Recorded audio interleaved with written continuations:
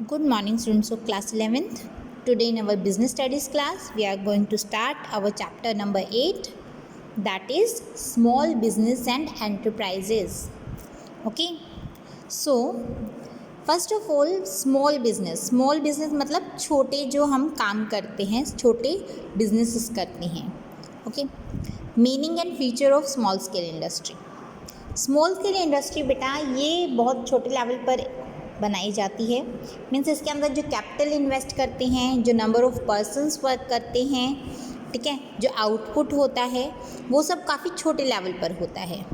But इसका जो अगर हम देखा जाए एम्प्लॉयमेंट जनरेशन में और हमारे जीडीपी ग्रोथ में काफ़ी ज़्यादा अहम भूमिका है. ठीक है, it has a significant contribution in the field of employment generation and economic development. Alright, इसी की वजह से गवर्नमेंट ने भी इसके ऊपर काफ़ी ज़्यादा ध्यान दिया है. इनके अंदर हर छोटे से छोटे काम से लेकर हर बड़े से बड़े काम को डाला जाता है. बट इसमें हमारा जो डिफरेंस है स्मॉल स्केल इंडस्ट्री का और लार्ज स्केल इंडस्ट्री का, मेन डिफरेंस यही है कि वहाँ पे छोटे लेवल पर हमें कैपिटल इन्वेस्ट करनी होती है स्मॉल स्केल इंडस्ट्री में, वहीं लार्ज स्केल इंडस्ट्री में बड़े लेवल पर हम कैपिटल इन्वेस्ट करते हैं. ठीक है, इसके अंदर इलेक्ट्रॉनिक प्रोडक्ट्स जैसे टीवी वगैरह इनका बिजनेस भी किया जाता है. टेक्नोलॉजी जो प्रोडक्ट होते हैं उनका भी किया जाता है. मेन जो हमारा मुद्दा है वो ये है कि जो गवर्नमेंट है उसने इसकी इम्पोर्टेंस को समझा. क्यों? देखिए, गवर्नमेंट अभी इतनी आप ये कह सकते हैं इतनी एबल नहीं है, इतनी एफिशिएंट नहीं है कि सभी को एम्प्लॉयमेंट प्रोवाइड कर सके. तो एम्प्लॉयमेंट जनरेशन में इसका काफ़ी ज़्यादा अहम भूमिका रहती है. ठीक है, स्मॉल बिजनेस का मीनिंग क्या है? देखिए, कोई भी ऐसी एंटरप्राइज अगर वो पर्सन्स को 50 पर्सन्स का, इसमें एक हमें लिमिट दी हुई है, जब वो पावर यूज़ कर रही है, मीन्स अगर वो मतलब पावर बेस्ड इक्विपमेंट्स यूज़ कर रही है तो 50% से ज़्यादा नहीं, अगर पावर बेस्ड इक्विपमेंट्स यूज़ नहीं कर रही है तो 100% से ज़्यादा नहीं. ठीक है, वो वाली एंटरप्राइजेज़ जो पावर यूज़ करने पर 50% से ज़्यादा और पावर ना यूज़ करने पर 100% से ज़्यादा यूज़ नहीं करती, पर्सन्स की बात कर रहे हैं, मतलब उसमें वर्किंग पर्सन्स 100 नहीं होते और कम से कम 100 होते, 100 से ज़्यादा नहीं होते, और कैपिटल जिसकी 5 लाख से ज़्यादा नहीं होती. ठीक है, कैपिटल की जो इन्वेस्टमेंट होती है वो 5 लाख तक रहती है. ये डेफिनेशन बहुत पुरानी है तो इसको हम ज़्यादा डिटेल में नहीं करेंगे. According to the new concept, enterprises जो स्मॉल स्केल बिजनेस हैं या इंडस्ट्रीज़ हैं, उनकी जो एंटरप्राइजेज़ के जो हम कह सकते हैं इनको 2 टाइप्स में डिवाइड किया गया है. मैन्युफैक्चरिंग, जो मैन्युफैक्चरिंग वर्क में लगे हुए हैं, सर्विस जो सर्विसेज प्रोवाइड कर रहे हैं. मैन्युफैक्चरिंग में it is related to investment in plant and machinery. Plant और मशीनरी में कितना इन्वेस्टमेंट हो, माइक्रो में कब आएगी, स्मॉल में कब आएगी और मीडियम में कब आएगी. वहीं it is related to investment in equipments service industries में. ठीक है, क्योंकि सर्विस इंडस्ट्री में हमें प्लांट्स की मशीनरी की तो ज़रूरत नहीं है क्योंकि हम प्रोडक्शन प्रोसेस में तो लगे नहीं हैं, सर्विस प्रोवाइड कर रहे हैं. तो सर्विस प्रोवाइड करने में जो हमारे असिस्ट करेंगे इक्विपमेंट्स, उनके बारे में हमें बात करनी है. तो उसमें हमें कितनी इन्वेस्टमेंट करनी है? देखिए, माइक्रो लेवल पर अगर सर्विस इंडस्ट्री है तो 15 लाख तक यहाँ पे इन्वेस्ट हो सकता है और 25 लाख तक मैन्युफैक्चरिंग में इन्वेस्ट हो सकता है, तभी वो माइक्रो बेस्ड माइक्रो इंडस्ट्री या फिर माइक्रो बिजनेस कहा जाएगा. स्मॉल बिजनेस कहलाने के लिए 5 करोड़ कम से कम प्लांट और मशीनरी में इन्वेस्टमेंट होनी चाहिए. 5 करोड़ तक के इन्वेस्टमेंट का हम कहेंगे कि वो स्मॉल लेवल पर क्या है, हमारी मैन्युफैक्चरिंग एंटरप्राइज है. वहीं सर्विस एंटरप्राइज है वहाँ 2 करोड़. मीडियम लेवल पे हमारी जो एंटरप्राइज है वो कब काउंट की जाएगी? जब इन्वेस्टमेंट 5 करोड़ तक की हो in the equipments. Service enterprise की बात कर रहे हैं हम. सिमिलरली मैन्युफैक्चरिंग एंटरप्राइजेज में मीडियम लेवल की इंडस्ट्री कब कही जाएगी? जब प्लांट और मशीनरी में इन्वेस्टमेंट कितनी हो? 15 करोड़ तक. 15 करोड़ से ज़्यादा नहीं, ध्यान रखिएगा, 15 करोड़ से ज़्यादा नहीं, 15 करोड़ तक. Next, role of small business in rural India. हमारा जो ग्रामीण क्षेत्र है, ग्रामीण भारत है, उसमें बिजनेस का, स्मॉल बिजनेस का क्या रोल है? मैंने पहले भी बताया था. देखिए, हमारा ज़्यादातर भारत का हिस्सा कहाँ रहता है? रूरल एरिया में रहता है, ठीक है। अब रूरल एरिया में एम्प्लॉयमेंट अपॉर्चुनिटीज़ इतनी नहीं होती। वो कब निकलेंगी? वो तब निकलेंगे जब स्मॉल लेवल पर हम एंटरप्राइजेज़ ओपन करें, इंडस्ट्रीज़ ओपन करें, तभी हमारा इंडिया है वो डेवलप कर पाएगा। क्योंकि ज़्यादा इंडिया का पोर्शन है वो कहाँ है? विलेजेस में रहता है। अब जब तक विलेजेस की डेवलपमेंट नहीं होगी तब तक हमारे इंडिया की डेवलपमेंट नहीं होगी। और विलेजेस की डेवलपमेंट किसके ऊपर बेस्ड है? स्मॉल स्केल इंडस्ट्रीज़ पर। क्योंकि जो लार्ज स्केल इंडस्ट्रीज़ हैं वो बहुत रेयर होती है जो रूरल एरियाज़ में डेवलप करती हैं, ठीक है। ज़्यादातर ये अर्बन एरियाज़ में ही डेवलपमेंट के ज़्यादा से ज़्यादा चांसेस ढूंढती हैं। तो स्मॉल स्केल इंडस्ट्रीज़ की इस तरह से हम देख सकते हैं, स्मॉल लेवल के बिजनेस है उसकी इम्पोर्टेंस काफ़ी ज़्यादा बढ़ जाती है। एक तो ये एम्प्लॉयमेंट जनरेट करते हैं, एम्प्लॉयमेंट जनरेट करने से इनको इनकम बढ़ती है। अब इनकम बढ़ेगी, इनकम बढ़ने से क्या होगा? उनकी स्टैंडर्ड ऑफ लिविंग अच्छा होगा। स्टैंडर्ड ऑफ लिविंग अच्छा होगा तो डेवलपमेंट अपने आप ही बेटर होगी, है ना। तो ये सब एक दूसरे से इंटरलिंक्ड हैं। अब देखिए features of small businesses in the development of rural areas. More employment, देखिए अभी हम ये पढ़ चुके हैं, अभी मैंने बताया जस्ट कि जितने ज़्यादा स्मॉल बिजनेसेस ओपन होंगे रूरल एरियाज़ में उतनी ज़्यादा एम्प्लॉयमेंट अपॉर्चुनिटीज़ बढ़ेगी। क्यों? उन बिज़नेस को कैरी करने के लिए आगे रन करने के लिए हमें क्या करना पड़ेगा? ज़्यादा से ज़्यादा लोगों को रोज़गार देना पड़ेगा, ठीक है ना। इकोनॉमिक स्ट्रेंथ होती है, बिल्कुल। क्यों? ज़्यादातर जो रूरल एरियाज़ हैं वहाँ पर इनको स्मॉल बिजनेसेस को करने के लिए लिमिटेड अमाउंट ऑफ कैपिटल हमें नीड होता है, उसकी रिक्वायरमेंट होती हैं, और दूसरे रिसोर्सेज की। अब अगर हम स्मॉल लेवल का बिज़नेस रूरल एरियाज़ में ओपन करते हैं तो हमें काफ़ी ज़्यादा एक तो एम्प्लॉयमेंट प्रोवाइड हो जाएगी, ऊपर से जो नीड है, फाइनेंशियल नीड है, वो भी अच्छी जगह पे यूज़ हो जाएगी। Next is opportunity for artisans होते हैं जो छोटे छोटे जो कलाकार होते हैं, शिल्पकार होते हैं, ठीक है, जो कढ़ाई का, बुनाई का, कुम्हार वगैरह जो होते हैं, ये छोटे छोटे आर्टिस्ट होते हैं जो पेंटिंग वगैरह करते हैं। तो उनकी जो ज़्यादातर जो आर्टिस्ट हैं, अच्छे लेवल के जो आर्टिस्ट हैं, वो हमें कहाँ मिलते हैं? गाँवों में मिलते हैं, ठीक है। उनके हाथ की कलाकारी इतनी ज़्यादा अच्छी होती है कि उनको कोई कंपटीशन देने वाला होता नहीं है। But just because of lack of financial status वो क्या करते हैं? उनकी जो कला है वो कहीं दबी हुई रह जाती है। लेकिन अगर स्मॉल बिजनेसेस हम रूरल एरिया में डेवलप करेंगे तो उनकी कलाओं को बढ़ावा मिलेगा। क्यों? उन्हें काम मिलेगा तो वो ज़्यादा से ज़्यादा अपनी कलाकारियों को, आर्टिस्ट वर्क को ज़्यादा डेवलप कर पाएंगे और हमें ज़्यादा से ज़्यादा प्रॉफिट दे पाएंगे। बैलेंस्ड रीजनल डेवलपमेंट, मतलब क्षेत्रीय विकास बैलेंस्ड हो जाता है। कैसे होता है? देखिए ये वाली जो एंटरप्राइजेज़ हैं ये ज़्यादातर किस पे डिपेंड करती है? On the sources of production के सोर्सेज पे डिपेंड करती हैं, ठीक है। और ये वाले जो स्मॉल बिजनेसेस हैं रूरल एरियाज़ में बहुत छोटे छोटे एरिया में डेवलप करते हैं, बढ़ते हैं, वहाँ की ही रिसोर्सेज यूज़ करते हैं, वहीं की प्रोडक्शन यूज़ करते हैं, वहीं पर एम्प्लॉयमेंट प्रोवाइड करते हैं, वहीं का standard of living again raise करेंगे, तो इससे रीजनल डेवलपमेंट प्रॉपरली हो पाएगी।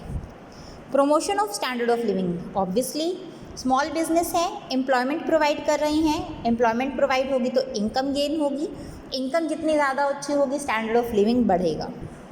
Better utilization of local resources, rural areas में जो लेबर है हमें काफ़ी अच्छी क्वांटिटी में मिल जाती है, बंजर ज़मीन है उनका पूरा इस्तेमाल नहीं किया जाता, इक्विपमेंट्स है, रॉ मटेरियल है, ये सब इजीली हमें अवेलेबल हो जाता है। हम जैसे कि जानते हैं जो एग्रीकल्चर है वो पूरे साल नहीं चलती हर किसी चीज़ की, कुछ एक एग्रीकल्चरल प्रोडक्ट्स हैं, एग्रीकल्चरल प्रोड्यूस है, लगा लीजिए प्रोडक्ट्स मैंने गलती से बोल दिया है, प्रोड्यूस हम प्रॉपर वर्ड इसका यूज़ करेंगे। तो एग्रीकल्चरल प्रोड्यूसेस हैं कुछ एक, वो कुछ की प्रोडक्शन तो पूरे साल होती है, कुछ की प्रोडक्शन हाफ टाइम में होती है, मतलब 6 महीने प्रोडक्शन होते हैं, 6 महीने आइडल बैठते हैं। कुछ की प्रोडक्शन कुछ एक सीजनल मंथ्स में होती है स्पेशली, ठीक है।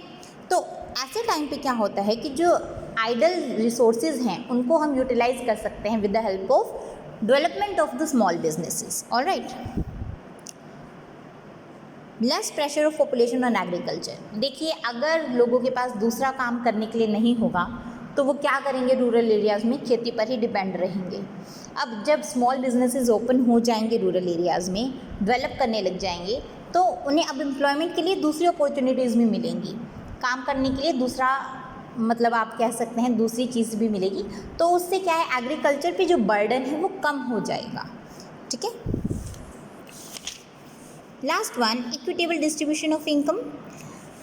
इनकम का जो डिस्ट्रीब्यूशन है वो इक्विटेबल हो जाता है। क्यों? जो लार्ज स्केल पे जो इंडस्ट्रीज़ है ना, उसमें कैपिटल इन्वेस्टमेंट काफ़ी हाई होता है, प्रॉफिट्स भी काफ़ी हाई होते हैं। तो उसकी वजह से जो हम कह सकते हैं कि फाइनेंस है इकोनॉमी का, वो कुछ एक लोगों के हाथ में दबकर रह जाता है। लेकिन स्मॉल स्केल पर जो इंडस्ट्रीज़ डेवलप करते हैं या बिजनेसेस ओपन करते हैं, वो अपनी जो इनकम है उसको छोटे लेवल पर जो वर्कर्स हैं या एम्प्लॉयमेंट जो वो प्रोवाइड कर रहे हैं उनमें डिस्ट्रीब्यूट कर देते हैं। तो अपर लेवल और जो लोअर लेवल है, दोनों का लेवल क्या हो जाता है, इक्विटेबल धीरे धीरे होने लगता है। Next one, financial assistance to industries in rural backward and hilly areas. अब देखिए, जैसा कि मैंने अभी बताया था, गवर्नमेंट ने स्मॉल बिजनेसेस को काफ़ी ज़्यादा बढ़ावा दिया है, उनके डेवलपमेंट पे काफ़ी ज़्यादा ध्यान दिया है। किस वजह से? क्यों? इन्होंने एम्प्लॉयमेंट जनरेशन और इकोनॉमिक डेवलपमेंट में काफ़ी ज़्यादा अपना कंट्रीब्यूशन दिया है। That's why they have made it a simple and you can say very good contribution in our economy. Now, types of industries. अब इंडस्ट्रीज़ की टाइप्स रूरल, बैकवर्ड और हिली एरियाज़ में। एग्रो बेस्ड इंडस्ट्रीज़ हैं, cottage industry है और khadi and village industry. Agro based, that industry which is related to the agriculture. ठीक है, जो एग्रीकल्चर जो प्रोड्यूस है, जो हम उत्पादन करते हैं फसलों का, उन फसलों से ही हम कोई चीज़ ऐसी बनाते हैं, जैसे कि गन्ने का हमारा खेत है, ठीक है, गन्ने से हम शुगर बनाते हैं, तो शुगर इंडस्ट्री। ऑलराइट, तो it is an agro based industry. Agricultural product को ही किसी फाइनल प्रोडक्ट में कन्वर्ट करने का इनका काम होता है। Next one is cottage industry. Cottage industry, it is industry on the small level. ठीक है, स्मॉल लेवल पे जो इंडस्ट्रीज ओपन करती है, जैसे साबुन बनाते हैं हम घर पे, ठीक है, घर पे नहीं, मतलब छोटे लेवल पे इंडस्ट्रीज ओपन करके, और हैंडीक्राफ्ट्स के आइटम हैं, कप्स वगैरह है, ठीक है, बोन चाइना के आइटम्स है, ये सब क्या है, कॉटेज इंडस्ट्रीज़ के अंदर आती हैं। खादी एंड विलेज इंडस्ट्री, इसके अंदर खादी के कपड़े बनाना, ठीक है, मसाले बनाना। जैसे अगर आप अगर आपको ध्यान हो, राजस्थान के मसाले बेटा बहुत ज़्यादा मशहूर है। किस वजह से? क्योंकि वहाँ पर लेडीज़ हैं वो हाथ से ही कूटती हैं मसालों को, हाथ से ही मतलब छान के अलग करके गंदगी सब साफ़ करके उनको हाथ से कूट के फिर पैकिंग करती है। तो राजस्थान के अगर आप मसाले उस साइड के देखोगे या फिर गुजरात साइड का जो आप देखते हैं, उस तरफ के मसाले और खाना बहुत अलग होता है, वहाँ के महंगे भी मिलते हैं।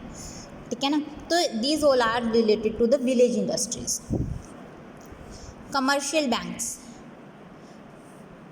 अब गवर्नमेंट ने क्या क्या चीज़ें अप्लाई की हैं, किस किस चीज़ से हेल्प कर रही हैं to the small scale industries. First is commercial bank. देखिए कमर्शियल बैंक का काम ही है फाइनेंशियल असिस्टेंस प्रोवाइड करना।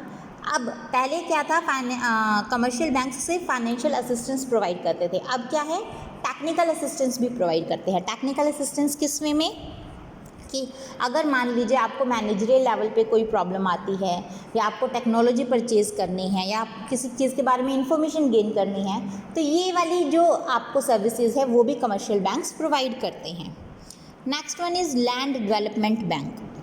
लैंड डेवलपमेंट बैंक, जैसे कि इसके नाम से ही पता चल रहा है कि लैंड की डेवलपमेंट के लिए इक्विपमेंट्स प्रोवाइड करती है, मतलब हमें इक्विपमेंट खरीदने हैं लैंड की डेवलपमेंट के लिए, तो वो हमें प्रोवाइड करेगी। ठीक है। Next is regional rural banks. इनका मेन फंक्शन क्या है, फाइनेंशियल और दूसरी तरह की हेल्प प्रोवाइड करना फार्मर्स को। ठीक है, इन्फॉर्मेशन चाहिए किसी चीज़ की, टेक्नोलॉजी के बारे में, खेतों के बारे में, मिट्टी के बारे में, या किसी और चीज़ के बारे में, अगर फार्मर्स को इन्फॉर्मेशन चाहिए, कोई एडवाइस लेनी है, किसी भी तरह से हेल्प चाहिए, तो ये हेल्प कौन प्रोवाइड करता है, रीजनल रूरल बैंक। ठीक है, ये प्रॉपर रूरल एरियाज़ में डेवलप किया जाता है, एस्टेब्लिश की होता है, और ये प्रॉपर हेल्प देता है for the farmers. The national bank for agricultural and rural development, you can से नाबार्ड। नाबार्ड के बारे में हम पहले भी पढ़ चुके हैं। एग्रीकल्चरल क्रेडिट को रिफाइनेंस करना। मान लीजिए मैंने लोन लिया हुआ है, ठीक है, अब मेरे को 10 साल बाद इसका लोन चुकाना है। बैंक से लोन लिया है, 10 साल बाद मुझे बैंक का लोन चुकाना है। अब लोन चुकाने के लिए मेरे पास पैसे नहीं है, मेरी डेट पास में आ गई है। अगर मैंने लोन नहीं चुकाया तो मेरी जो सिक्योरिटी है, ठीक है, जो मैंने सिक्योरिटी के तौर पे रखा हुआ है वो जब्त हो जाएगी, फॉरफिट हो जाएगी। तो उस केस में मैं क्या करूं? अब मैं इन बैंक्स ने इतना ज़्यादा अच्छा वो निकाला है कि मैं लोन चुकाने के लिए भी लोन ले सकती हूँ, ठीक है ना।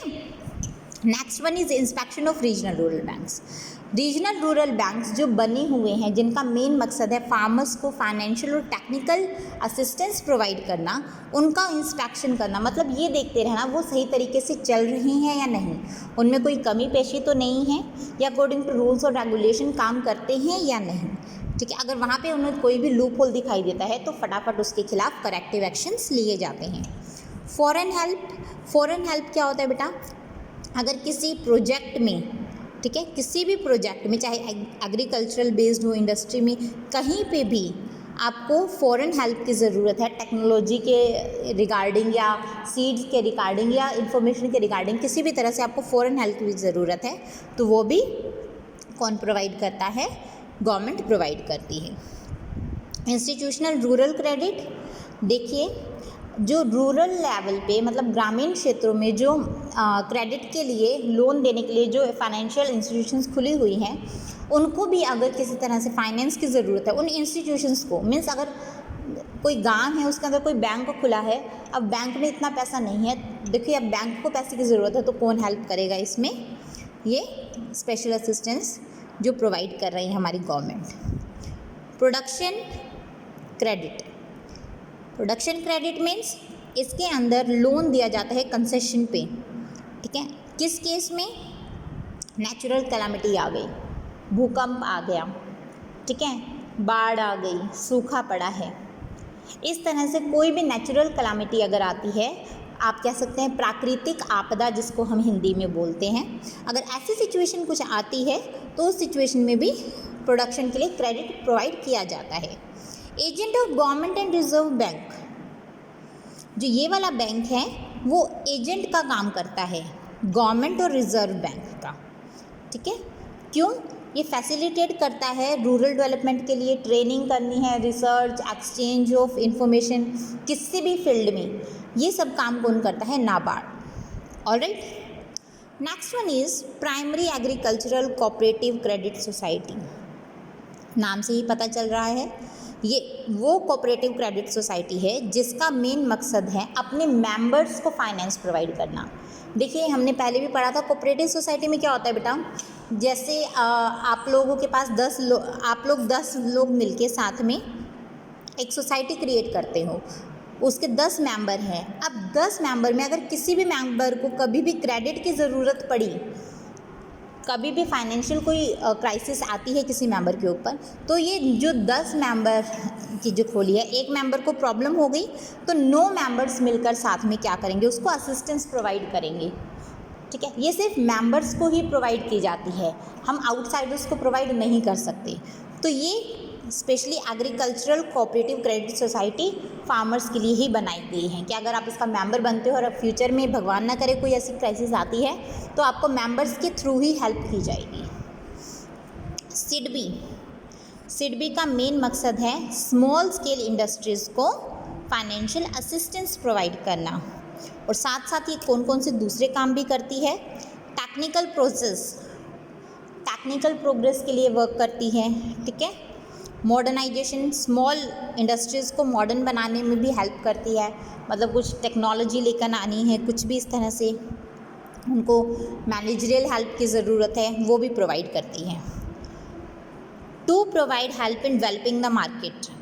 स्मॉल इंडस्ट्रीज़ के लिए मार्केट डेवलप करने में, एडवर्टाइजमेंट में, प्रमोशन में ये हेल्प करती है। Refinance the labour dominated industries. जो लेबर डोमिनेटेड इंडस्ट्री है मीन्स जिसके अंदर लेबर ज़्यादा मात्रा में काम करती है। देखिए, एक तो कैपिटल डोमिनेटेड इंडस्ट्री होती है, एक लेबर डोमिनेटेड इंडस्ट्री होती है। लेबर डोमिनेटेड मीन्स ज़्यादा उसमें हमारी मशीन्स काम नहीं करती, लेबर वर्कफोर्स ज़्यादा है, ठीक है। तो उस सिचुएशन में उन इंडस्ट्रीज़ को रिफाइनेंस करती हैं, क्यों? अगर उन्हें रिफाइनेंस नहीं करेंगे तो वो इंडस्ट्रीज़ बंद हो जाएगी, और उस इंडस्ट्री के बंद होने से जो अगर मान लीजिए 50 बंदे उस इंडस्ट्री में काम करें तो 50 के 50 बेरोजगार हो जाएंगे। उनको बेरोजगारी से बचाने के लिए उन्हें रिफाइनेंस की सुविधा कौन देता है? हमारा SIDBI. To provide loan on easy terms, easy terms पे लोन प्रोवाइड करना, ठीक है। ज़्यादा इसमें फॉर्मेलिटीज़ नहीं होती, कम इंटरेस्ट रेट पे उन्हें क्या मिल जाता है? लोन मिल जाता है। To make available the facility of factoring, factoring services provide करते हैं। बेटा फैक्टरिंग आपने पहले 11th में जो हमने पहले चैप्टर किया था वो वाला उसमें पढ़ा होगा कि फैक्टरिंग का मतलब होता है, देखिए मान लीजिए मुझे किसी से पैसे लेने हैं, ठीक है, 5,000 रुपये लेने हैं, साल भर हो गया उसने मुझे पैसे नहीं दिए, अब मैं उसको कॉल कर रही हूँ अभी भी वो मुझे पैसे नहीं दे रहा है। तो ऐसी सिचुएशन में मैं क्या करूँ? मैं फैक्टरिंग सर्विसेज ले सकती हूँ। उसमें क्या होगा, जो फैक्टरिंग सर्विस वाले हैं वो मुझे एडवांस में 5,000 रुपये दे देंगे, जिसके पैसे जिससे मुझे पैसे लेने थे उसके पैसे फैक्टरिंग सर्विसेज प्रोवाइड करने वाले मुझे दे देंगे। अब जिससे पैसे मैं नहीं निकलवा पा रही थी, अब वो जो सर्विसेज प्रोवाइड कर रहे हैं वो पैसे उससे निकलवाएंगे, ठीक है ना। अब मेरी जो सरदर्दी है ख़त्म, क्यों? मुझे मेरा अमाउंट मिल गया है, अब मुझे सामने वाले से कोई मतलब नहीं है। अब जो फैक्टरिंग सर्विसेज मुझे प्रोवाइड कर रहे हैं, ठीक है, वो क्या करेंगे आगे? उससे पैसे निकलवाएंगे जिससे मुझे पैसे लेने थे, ठीक है। The national small industries corporation limited, देखिए बेटा इसके अंदर जो नेशनल लेवल पे जो इंडस्ट्री है इसका मेन काम क्या है? मेनली जो स्मॉल स्केल इंडस्ट्रीज़ में जो प्रॉब्लम आती है वो आती है फाइनेंस की दिक्कत। उनके पास इक्विपमेंट्स परचेज़ करने के लिए, डेली रूटीन के खर्चे करने के लिए वर्किंग कैपिटल की फॉर्म में उनके पास फाइनेंस नहीं होता। तो ये फाइनेंस वाली सिचुएशन कौन हैंडल करता है? Yes, national small industries corporation, और you can say NSIC, it is NSIC, okay. What are the functions? Provides indigenous and imported machinery on hire purchase basis. Hire purchase basis means आप कोई, जैसे एक तो है आप हायर पे कोई घर लेते हो, मतलब किराए पे मकान लेते हो, उसका आप मकान का किराया दोगे। लेकिन अब क्या है, आपको गुड्स कह रही हूँ, मशीनरीज, प्लांट्स, ये सब भी आपको रेंट पर मिल जाता है, ठीक है। नेक्स्ट है provide various equipment on lease basis, lease पर भी दे सकते हैं, ठीक है, वही है लीज मीन्स रेंट पर। स्कार्स रॉ मटेरियल, मतलब ऐसा रॉ मटेरियल जो मार्केट में इजीली अवेलेबल नहीं होता वो प्रोवाइड करता है NSIC। मार्केटिंग, प्रोडक्ट की मार्केटिंग करनी है उसमें भी हेल्प करता है, एडवर्टाइजमेंट करनी है, ज़्यादा से ज़्यादा प्रोपागेंडा करना है प्रोडक्ट का, उसमें आपका NSIC हेल्प करेगा। Helps in exporting the products of SSI, हमें एक्सपोर्ट करना है प्रोडक्ट हमारा, बाहर के देशों में बेचना है, उसमें भी हमारी हेल्प करता है। ट्रेनिंग वर्कर्स को प्रोवाइड करता है, टेक्नोलॉजी अपग्रेड करने में हमारी बहुत हेल्प करता है NSIC। Construction of industrial estates बनाता है, ठीक है, जिसमें हम अपने स्मॉल स्केल इंडस्ट्रीज़ को ज़्यादा डेवलप कर सकते हैं। एडवाइजरी सर्विसेज प्रोवाइड करता है, किसी भी क्षेत्र में, किसी भी फील्ड में हमें अगर एडवाइस चाहिए हमारे बिजनेस से रिलेटेड, वो सर्विस कौन प्रोवाइड करेगा? हमारा NSIC। Provides raw material at reasonable rates, reasonable rates पे हमें क्या मिलता है? रॉ मटेरियल प्रोवाइड करता है NSIC, okay. District industrial state, ये क्या है? ये बेटा गवर्नमेंट ऑफ इंडिया ने न्यू इंडस्ट्रियल पॉलिसी जो 23 दिसंबर 1977 को बनाई थी, उस वक्त इसको ले डाउन किया था, इस एक्ट को। अब देखिए इसके अंदर जो ज़्यादा स्ट्रेस है वो किस पे डाला गया था? स्मॉल, टाइनी और कॉटेज, यू कैन से स्मॉल इंडस्ट्रीज़ को ज़्यादा डेवलप करना है, ठीक है। इसके मेन फंक्शंस क्या है? Acts as the focal point of the industrialization of the district की इंडस्ट्रियलाइजेशन, मतलब डिस्ट्रिक्ट में ज़्यादा से ज़्यादा बेटर वे में इंडस्ट्रीज़ ओपन करना और उनको चलाना इसका मेन फोकस है, क्योंकि डिस्ट्रिक्ट इंडस्ट्री सेंटर है, इंडस्ट्री से रिलेटेड ही है ये, डिस्ट्रिक्ट्स की जो इंडस्ट्री है उसको ये फोकस करता है।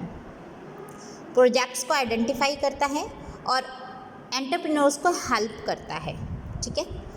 परमानेंट रजिस्ट्रेशन सर्टिफिकेट प्रोवाइड करता है, लोन प्रोवाइड करता है, वर्कशेड काम करने के लिए जगह, रॉ मटेरियल एसएसआई को, इंसेंटिव्स एसएसआई को, ठीक है, ताकि वो ज़्यादा से ज़्यादा बेटर अपना वर्क कर सकें।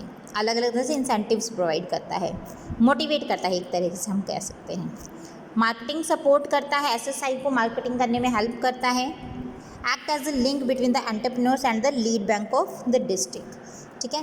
एंटरप्रेन्योर्स और जो डिस्ट्रिक्ट के जो सबसे बड़े बड़े बैंक हैं उनसे क्या करता है, लिंक वो करता है ताकि उनको ईजी टर्म्स में लोन प्रोवाइड करवाए जा सकें।